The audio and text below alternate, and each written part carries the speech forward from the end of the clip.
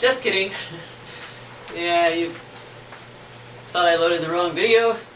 I am here in my humble commode. Welcome to my humble commode to show you about how you can process your film at home.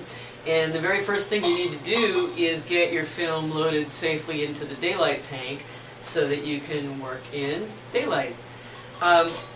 Many of you are going to probably prefer to just find a closet with no windows and you can just stuff a towel under the door, make sure you can't see your hand in front of your face after a while, and then go ahead and load in there.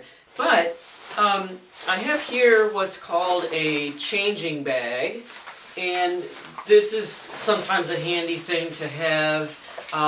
Maybe you do have a closet that's dark and all that, but you're not crazy about having your head in the dark. This lets you have all the parts in the dark, and your face gets to stay out where the people live in the light.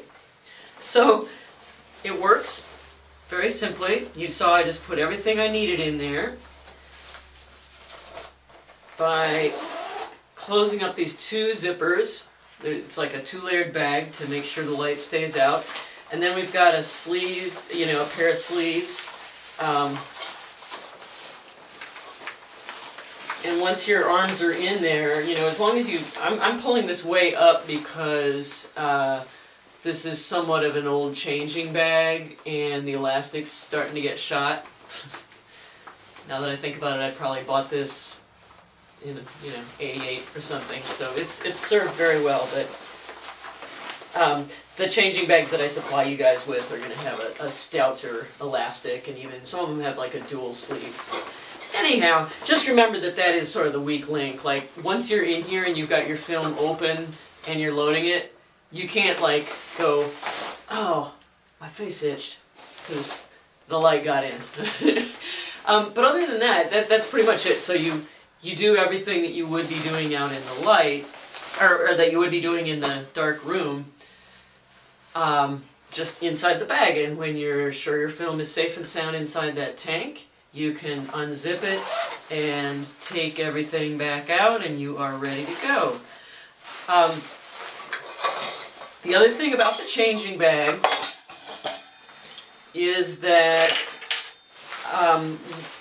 these get used for a lot of different types of film. Some films that are very, very susceptible to dust because they are a large format.